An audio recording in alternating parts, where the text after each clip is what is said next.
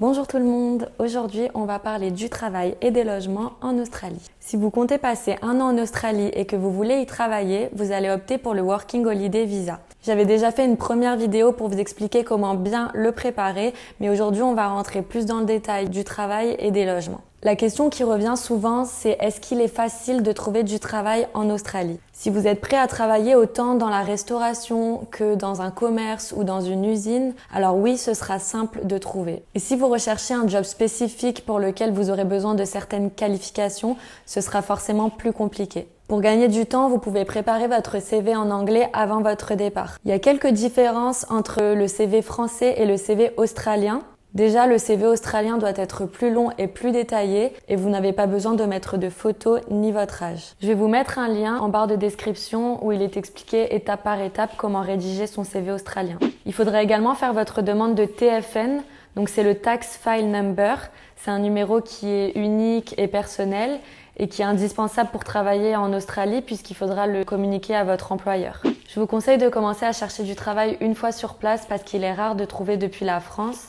Il y a beaucoup de monde en Australie, beaucoup d'expatriés qui cherchent du travail, donc les employeurs vont pas vous embaucher avant que vous soyez en Australie et prendre le risque que vous ne veniez pas. La durée de travail que vous êtes prêt à effectuer va être aussi un élément important. Personne ne va te prendre si tu dis que tu es là pour 2 semaines et qu'après tu pars faire un road trip. Il vaut mieux préciser que tu es disponible pour une durée de 6 mois. Tu pourras pas dire plus parce que de toute façon avec un PVT, on peut travailler maximum 6 mois pour le même employeur.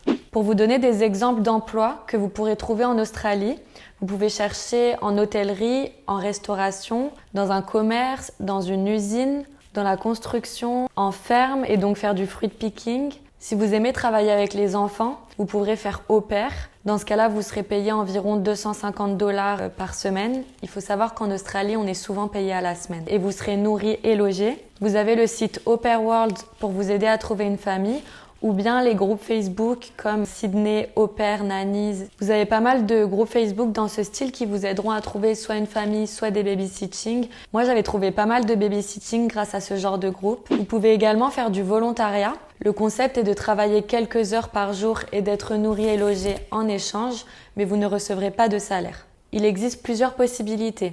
Vous avez le woofing qui concerne plutôt les fermes biologiques. Je vais vous mettre tous les liens en barre de description. Et si vous n'êtes pas intéressé par le travail en ferme, vous trouverez des volontariats plutôt en ville sur les sites Helpix et Workaway. J'avais fait plusieurs Helpix, donc je vais pouvoir vous en parler un peu. Une fois que vous êtes sur le site, vous allez créer votre profil en cliquant sur Join Now et Register as a Helper. Vous acceptez les conditions d'utilisation et vous créez votre profil. L'inscription coûte 20 €. Vous pourrez quand même accéder aux annonces si vous ne payez pas l'inscription, mais le paiement va vous permettre d'accéder à toutes les propositions d'un hôte, de pouvoir les contacter et de vous-même pouvoir être contacté par un hôte. Vous verrez que certains hôtes cherchent une personne, d'autres 2. Vous pouvez même faire un profil en duo. Vous travaillerez en général 4 à 6 heures par jour. Et selon les familles, ils peuvent avoir besoin d'aide pour du bricolage, du jardinage, de la cuisine, pour promener ou s'occuper des animaux, du babysitting. Donc ça peut être une bonne solution pour votre arrivée en Australie par exemple. Avant mon arrivée, j'avais pas un niveau très avancé en anglais, donc je me suis dit que la meilleure façon de progresser, c'était d'être vraiment en immersion et donc d'aller dans une famille. Ça m'a permis en plus de savoir déjà où j'allais dormir à mon arrivée. Et puis en général, les autres viennent vous chercher à l'aéroport. Je trouve que c'est un bon moyen d'améliorer son anglais et de faire des belles rencontres. Après, vu que vous n'avez pas de salaire, ça reste une solution à court terme parce que si vous voulez avoir des loisirs ou bien voyager, vous allez vouloir avoir votre salaire, mais c'est une très bonne expérience. Dans le cas où vous voulez pas faire de volontariat ni être au pair et donc que vous n'allez pas être logé, vous allez chercher votre propre logement. Il y a plusieurs possibilités pour se loger en Australie. Vous allez pouvoir rechercher sur le site Gumtree, donc c'est l'équivalent au Bon Coin français.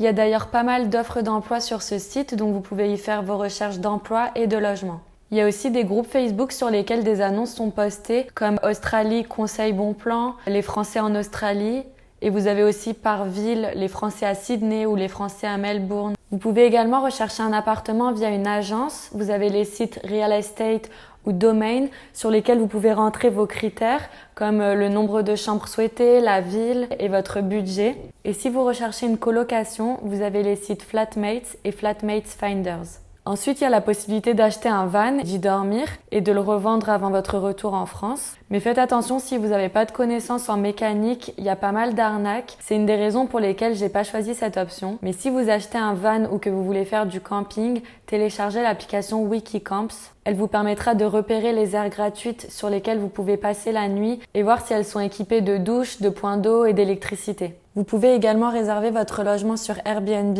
Ça sera assez coûteux sur le long terme, mais ça peut être une bonne solution pour réserver vos premières semaines en Australie par exemple, le temps de prendre vos marques. La dernière possibilité, c'est les auberges de jeunesse. C'est la solution la moins coûteuse, mais faites attention parce que vous pouvez parfois avoir des mauvaises surprises, des auberges sales ou mal entretenues. Donc surtout, pensez bien à regarder les avis avant de réserver. Le site Hostel World recense toutes les auberges, donc vous pouvez les comparer. Il y a tous les critères d'évaluer, que ce soit la propreté, l'emplacement ou le personnel. Je pense que vous avez maintenant toutes les informations pour chercher un travail et un logement en Australie. Si vous avez des questions, n'hésitez pas à me les poser en commentaire. À bientôt! Roméo. Mais je sais! Quoi bébé, ça? Tu peux dire bonjour? Tu veux dire bonjour? Si, bonjour.